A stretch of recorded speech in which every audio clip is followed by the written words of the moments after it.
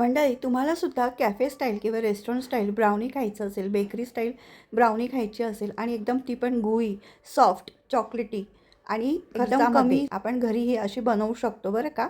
अगदी सोपी पद्धत आहे. आपण बाहेर जर विकत घेतली तर जवळपास मिनिमम त्याचे 70 ते 80 रुपयेपासून स्टार्ट असतं एक पीस. पण हाच आपण घरी जर बनवला तर मनसोक्त खाऊ शकतो. चला रेसिपीला आपण सुरुवात करूयात. आता रेसिपीसाठी ना 1 वाटी आपण प्रमाण म्हणून ठरवायची. आता ही वाटी मी अर्धी वाटी गूळ घेतलेला आहे, गूळची पावडर घेतली आहे. 3 ते 4 चमचे बटर आपण घेतलेलं आहे आणि दूध जे आहे ना ते गरम दूध आहे, म्हणजे जे बटर आहे ते छान मेल्ट होतं. आता आपण दूध आणि बटर आहे ना आणि गूळची पावडर ही छान अशी एकजीव करून घ्यायची. त्यामध्ये साधारण 2 ते 3 चमचे मेल्टेड चॉकलेट टाकायचं आणि ते सुद्धा छान एकजीव करून घ्यायचं. 3 चमचे कोको पावडर टाकलेली आहे. पुन्हा एकदा छान एकजीव करून घ्यायचं. नंतर त्यामध्ये आपण बिटरनेससाठी कॉफी पावडर टाकलेली 1 चमचा. तुम्हाला नको असेल तर तुम्ही स्किप करू शकतात. त्यानंतर आता पीठ आहे ना आपण 1 ते सव्वा वाटी गव्हाचं पीठ घेतलेलं आहे, जे आपण चपातीसाठी वापरतो.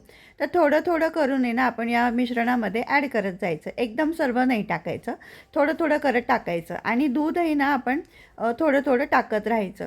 आता दूध आहे ना आपण थोडंसं इथे कोमट घ्यायचं आहे, एकदम गरम नको आहे, कोमट दूध घ्यायचं आणि थोडं थोडं टाकून आहे ना छान असं मिक्स करत राहायचं. त्यामध्ये आपण 2 ते 3 चमचे व्हिनेगर टाकलेलं आहे. छान असं एकजीव करून घ्यायचं. गव्हाचं पीठ आहे त्यामुळे थोडंसं ते असं गुळी चिकट असं लागतं. त्यामध्ये 1 चमचा आपण बेकिंग पावडर टाकलेली आहे आणि पाव चमचा म्हणजे पाव टीस्पून आहे ना खाण्याचा सोडा टाकलेला आहे आणि दूध आहे ना थोडं थोडं असं लागेल तसं टाकत जायचं. स्मूथ बॅटर होईपर्यंत टाकत राहायचं. साधारण इथे मला 1.25 वाटी दूध लागलेले, तर तुम्हाला ते कमी अधिक लागू शकतं, तुम्ही किती प्रमाण घेतात त्यानुसार.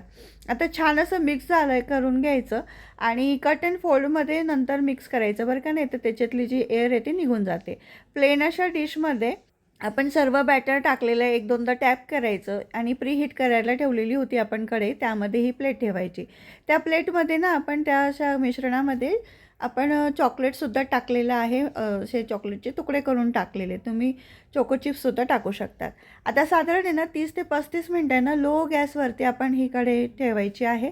बेक करायला हा केक म्हणजे ब्राउनी ठेवायचा आहे. तोपर्यंत झाकणमध्येच उघडू नका. मध्येच जर सारखं झाकण उघडलं ना तर ती बेकिंग करताना ब्राउनी फुगते किंवा ज्याची ती रायझिंग प्रोसेस असते ना ती थोडी डिस्टर्ब होते आणि आपला जो केक किंवा ब्राउनी ना खाली बसतं. म्हणून साधारण 30 ते 35 मिनटं तुम्ही झाकण उघडूच नका.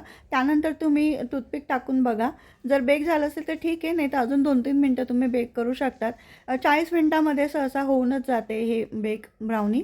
तर छान असं प्लेट काढायची, नंतर छान थंड होऊ द्यायचं आणि तुमच्याकडे ना पार्चमेंट पेपर किंवा बेकिंग पेपर असेल ना, म्हणजे त्याला काय म्हणतात बटर पेपर असतो ना, जर तो टाकला ना तुम्ही डिशमध्ये तर ही ब्राउनी सहज बाहेर निघते. माझ्याकडे नव्हतं म्हणून मी इथे फक्त ताटामध्ये ते ब्राउनीचं बॅटर टाकलेलं आहे. तुमच्याकडे जर बटर पेपर असेल तर तो तुम्ही नक्की यूज करा, कारण की कसं आहे हा खूप सॉफ्ट गुळी असतो, नरम असतो आणि मग तो त्याचं पीस काढताना आपल्याला थोडंसं त्रास होऊ शकतो.